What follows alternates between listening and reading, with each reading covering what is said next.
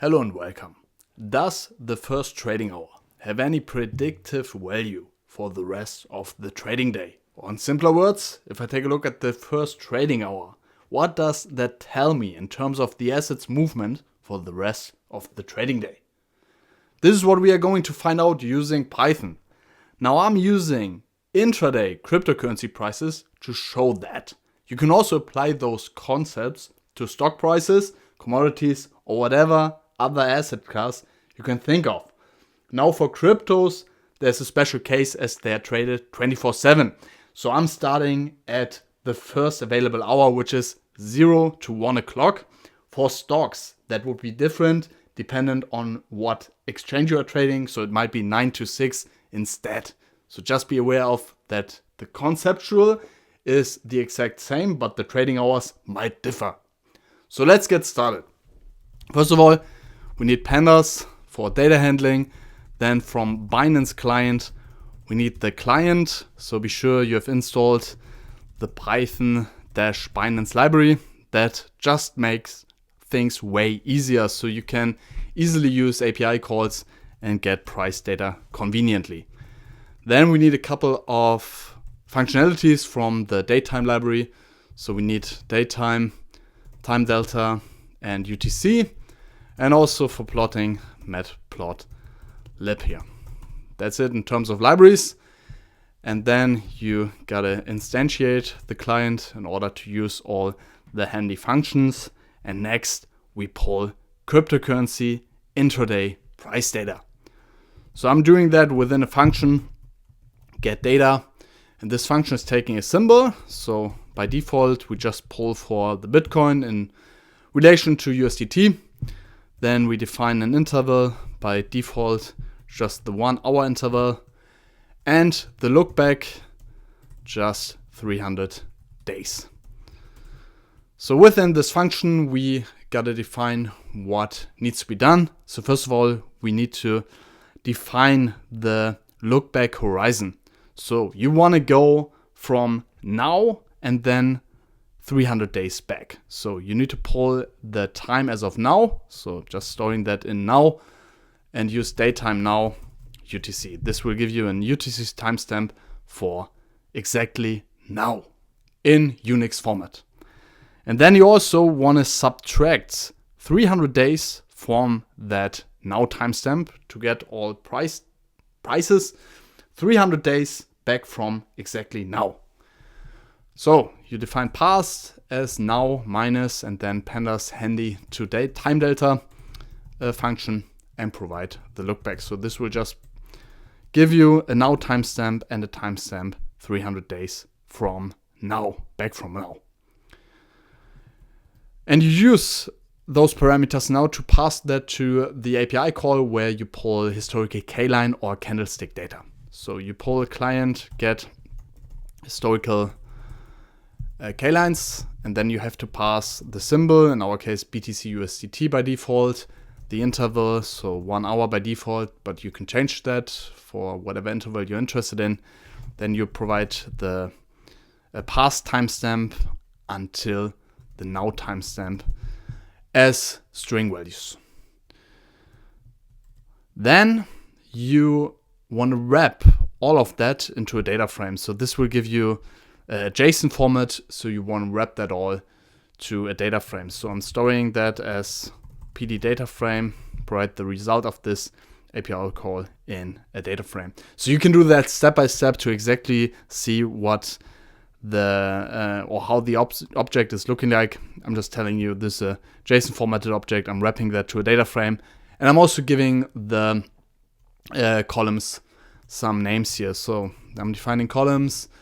And then I'm just going to copy paste that quickly, a range of columns. So this is just copy paste from the API docs. So these are the columns you will get here. This is simply timestamp, open, high, low, close, volume. And then you get other column values which are either relevant for our analysis. So I'm just setting them to flat values here. So again, this is just pulling candlestick data and then transforms the columns to what they are. So timestamp, open, high, low, close, volume. So wrap that in a data frame Now I hope I didn't mess up with the parentheses. I actually did, because we need one more pair of closing parentheses apparently. And then we have it all in one data frame. And then as this column value still the timestamp, you want to have it as the index of the data frame, so you can just set the index to that column. This is, as usual for API results, Unix timestamp, so you want to have it as a human readable timestamp, so you can just use pandas to datetime and get that as a human readable timestamp by setting the index to the timestamp column. In the end, you just want to have a data frame with the columns you actually need, so you just copy paste here until the relevant columns, and then you just return index for those columns. And with that, you're getting a nice data frame. In the end, you just do some typecasting here, because you always get those values as string values from the API. So you just typecast them to floating values. And that's basically it for the function. So how does this work? If I just use get data now and just call it with default parameters, you will get Bitcoin price data for the 1 hour interval for the last 300 days. Client get historical cadence, got an unexpected keyword argument columns. So I didn't set the parentheses properly.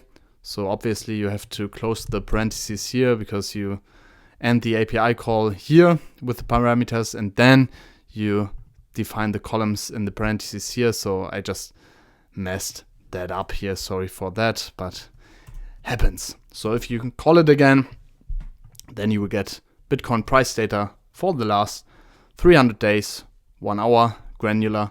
So you see we start 13 PM, AM, whatsoever. I know that will be 1 PM. So 13 o'clock in European terms until exactly now. So 7.2k rows, 6 column. So I just see the timestamp we don't actually need. So you can just filter for only open, high, low, close, volume, because this column is redundant as you have it as a timestamp value. So let's call that again and print out the data frame containing Bitcoin price data starting 6th of May 2024 until today, 1 hour granular open, high, low, close, volume columns.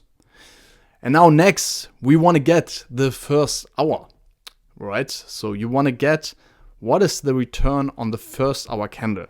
And now, very important, you need to filter the data frame for the first occurrence of the first hour. Because you see, this is a good example. You see 13, 14, 15, right?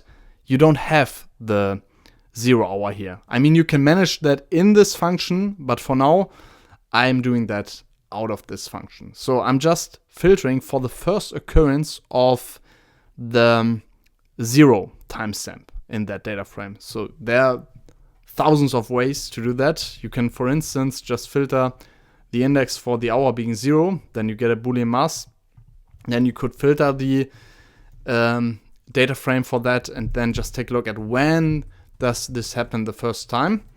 So you get the first valid index, and then you see, okay, at the 7th of May, this is happening, and that makes a lot of sense, because as you saw, for the 6th, you don't have the 0 hour timestamp. So perfectly works fine. So we start at this timestamp.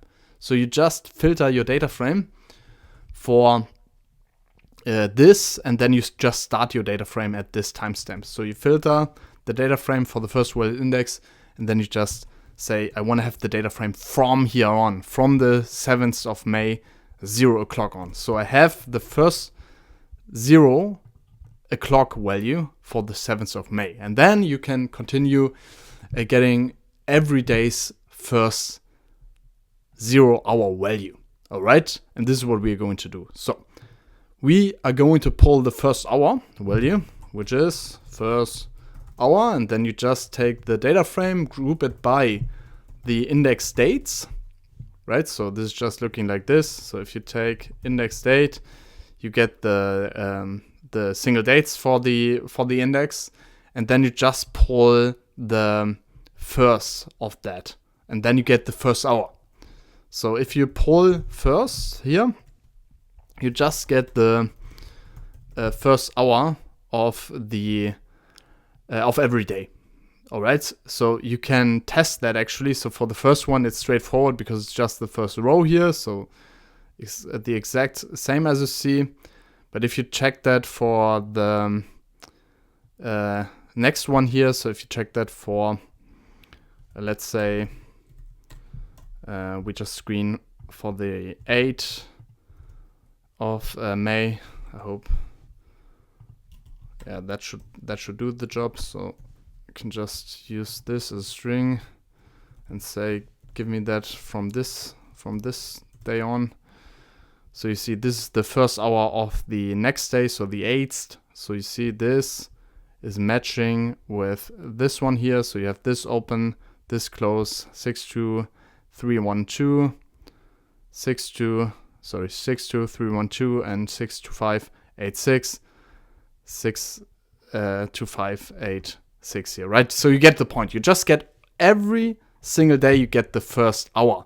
And that is straightforward because the first entry of the date is always the first hour in that case. If you do the filter here for the first entries where it don't have a 0 hour value. So first hour, so you have for every single day you have the first hour by simply grouping it by the date and then just check for the first row, super straightforward. And then you also want to have the last hour of the date, and that is the exact same logic.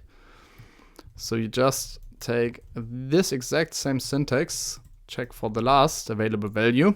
And with that, so what is the intuition of that? So I'm showing you, this is the last hour of the day. So this is the 23-hour timestamp here for every single day.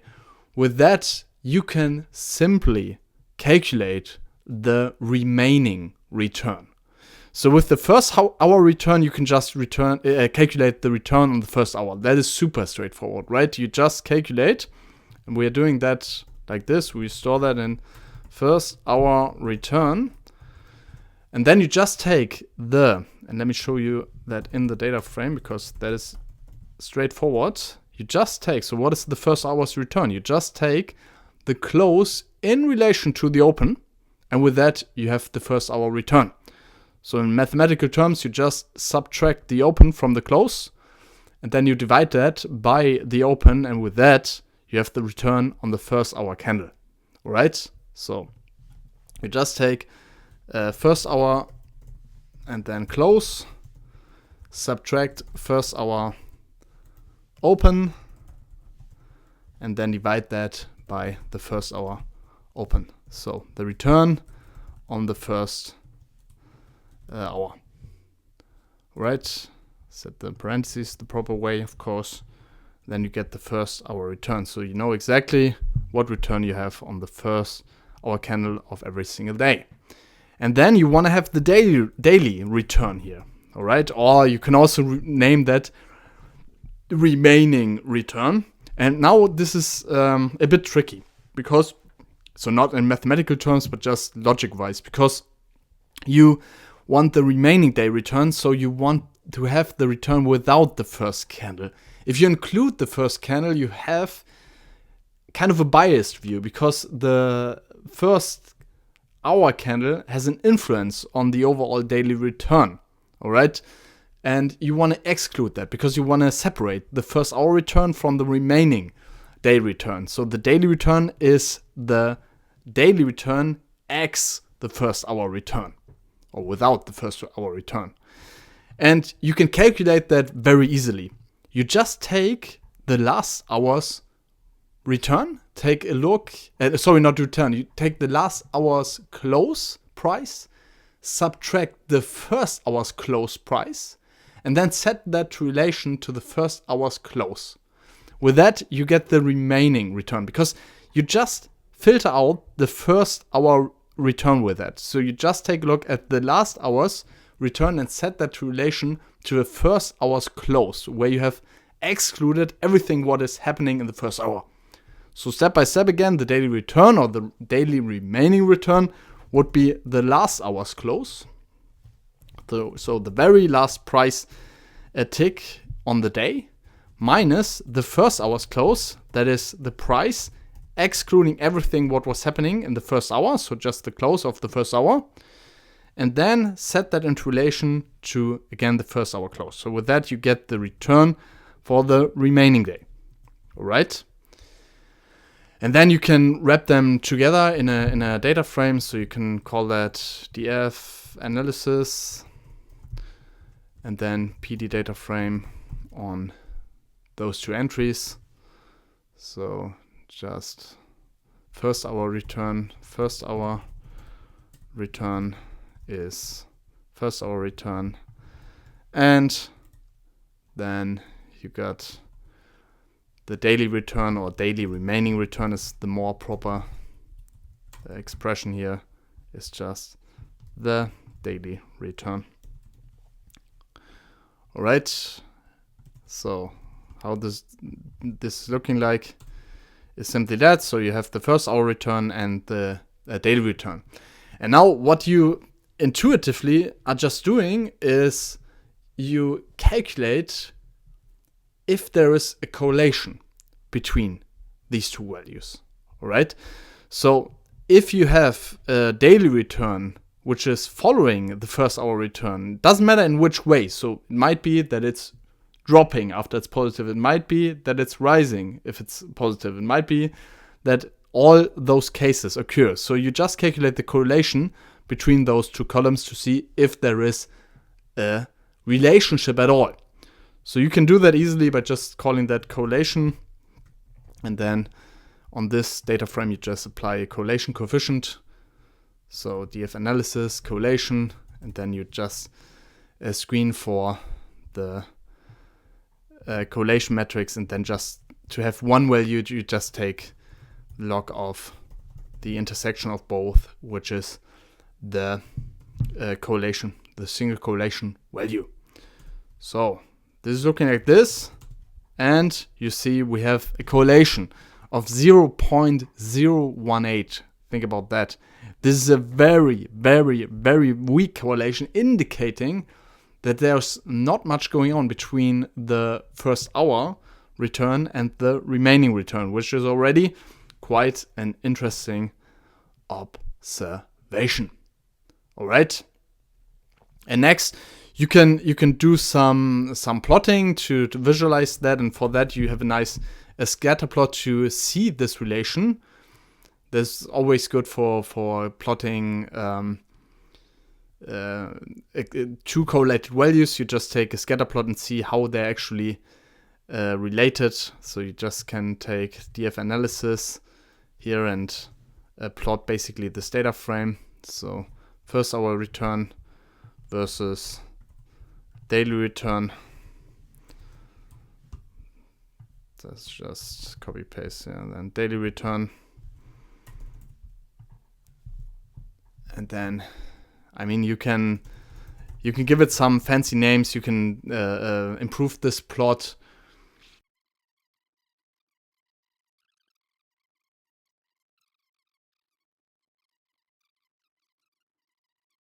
So this will look way better. So you see, these are the first hour return values. These are the daily return values.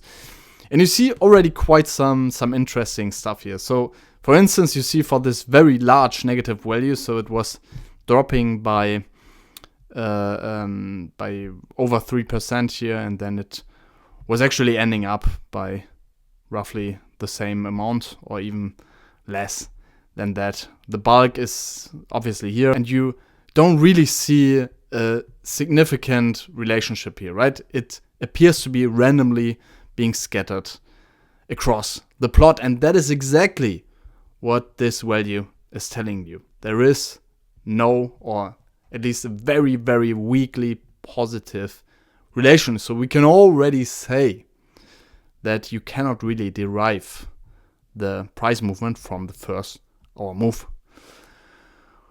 Now, you can obviously just apply a p-value analysis to that one. Let's quickly do that. That's very simple with a statistical package. So from SciPy Stats, you can import Pearson's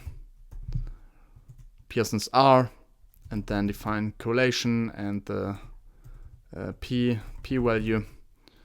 Apply Pearson's R, on exactly our data frame, first hourly return versus daily return, and this will give you some statistical values. And from what we saw until now is that there is no statistical significant most probably, but let's confirm. So correlation is, as we saw, weekly positive, and the p-value will be very high.